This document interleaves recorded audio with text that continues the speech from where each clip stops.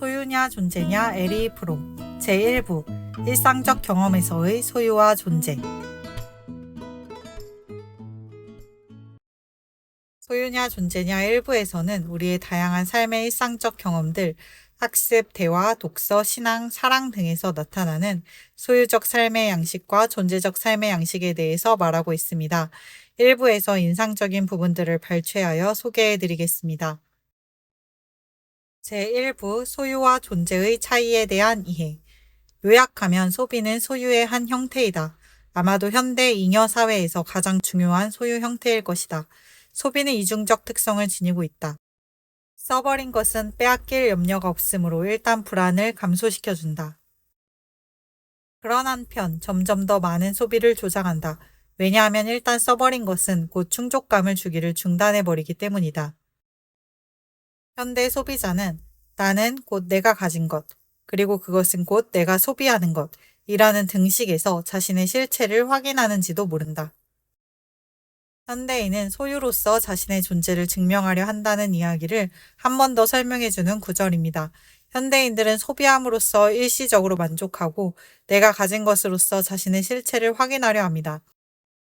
이 다음부터는 일상적 경험들에서 나오는 삶의 양식에 대해서 소개해 드리겠습니다. 1. 학습. 소유의 실존 양식에 젖어 있는 학생은 학습한 것을 기억 속에 새기는 일에 집중합니다. 학습을 통해서 새로운 것을 창조하거나 생산할 필요가 없습니다. 존재 양식으로 세계와 관계를 맺고 있는 학생은 다음과 같이 서술되고 있습니다. 그들은 그저 수동적으로 낱말과 사상을 수신하지 않고 경청하며 듣는 데 그치지 않고 능동적이고 생산적으로 수용하고 대응한다. 그들이 들은 것은 그들의 고유의 사유 과정을 자극한다. 새로운 의문, 새로운 관념, 새로운 전망이 떠오른다. 경청 행위는 그 자체로 살아있는 과정이다. 학생은 선생이 말하는 어휘들을 수용하고 그것에 대응하면서 생기를 얻게 된다. 현대의 교육 제도는 소유적 학습을 부추기는 면이 많이 있습니다. 학습한 것을 기억 속에 잘 새긴 학생을 우수한 학생으로 평가하기 때문입니다. 존재론적 학습은 저자에 따르면 강의를 들은 후에 그 이전과 다른 사람이 되는 그런 학습이라고 말합니다.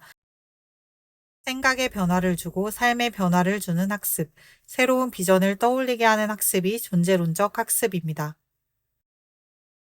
2. 대화, 소유적 대화. 그들은 자신들의 견해를 놓치는 것을 두려워한다. 왜냐하면 그 견해는 그들의 소유물이며 그것을 포기한다는 것은 손실을 의미하기 때문이다. 존재적 대화.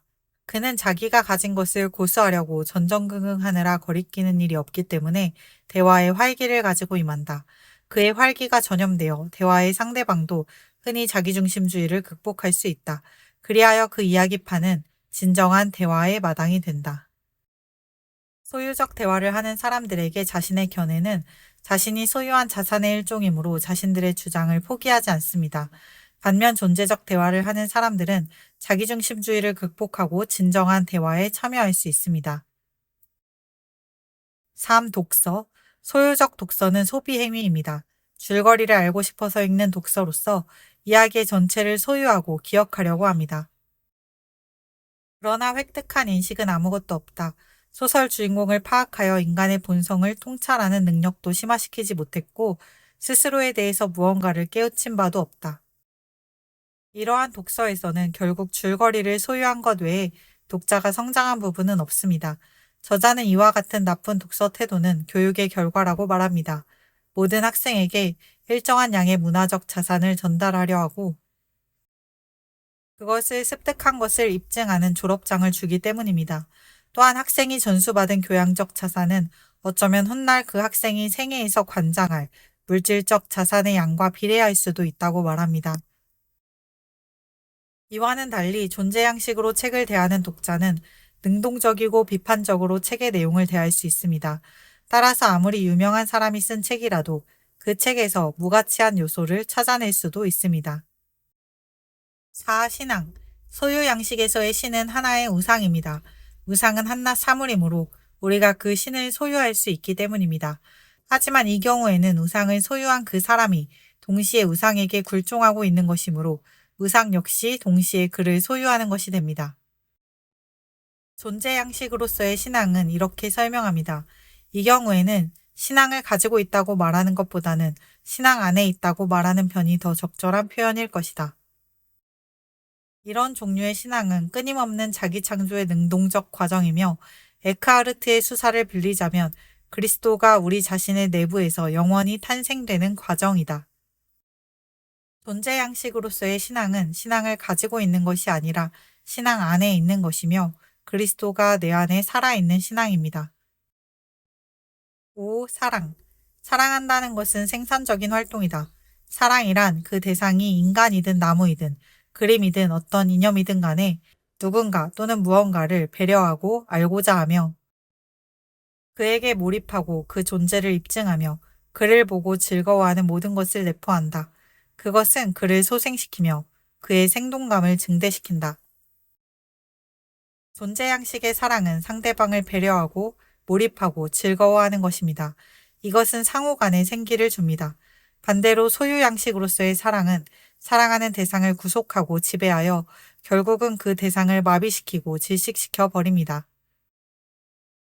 결혼 전과 후의 연인에 대해서 설명하는 부분이 매우 설득력이 있고 재미있습니다. 결혼 전에는 아직 어느 쪽도 상대방을 소유하지 않은 상태입니다. 연인들은 생기가 넘치고 매력적이며 아름답습니다.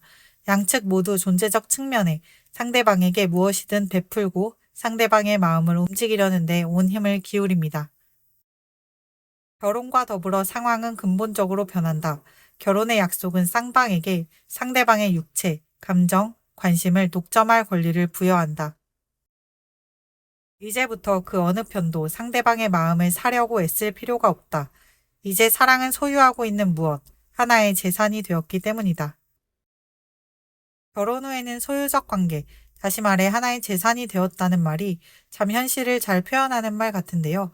우리가 결혼 후에도 존재적 사랑, 배려하고 상대방을 살려주는 사랑을 할 수 있다면 가장 좋을 것 같습니다. 책의 내용이 이것 외에도 많아서 다 가져오지는 못했지만 제가 가장 공감을 많이 하며 읽은 부분들을 소개해 드렸습니다. 책을 읽으면서 나도 모르게 젖어 있는 삶의 양식들이 상당 부분 에리 프롬이 말하는 소유적 삶의 양식이라는 생각이 들었습니다. 창조적인 학습과 대화, 독서, 그리고 존재로서의 신앙과 사랑에 대해서 의식을 한다면 좀 더 생명력이 있는 오늘을 살 수 있지 않을까 생각해 봅니다. 아직 2부와 3부가 남았는데요. 읽다가 또 나누고 싶은 부분이 있으면 가지고 오겠습니다. 들어주셔서 감사합니다.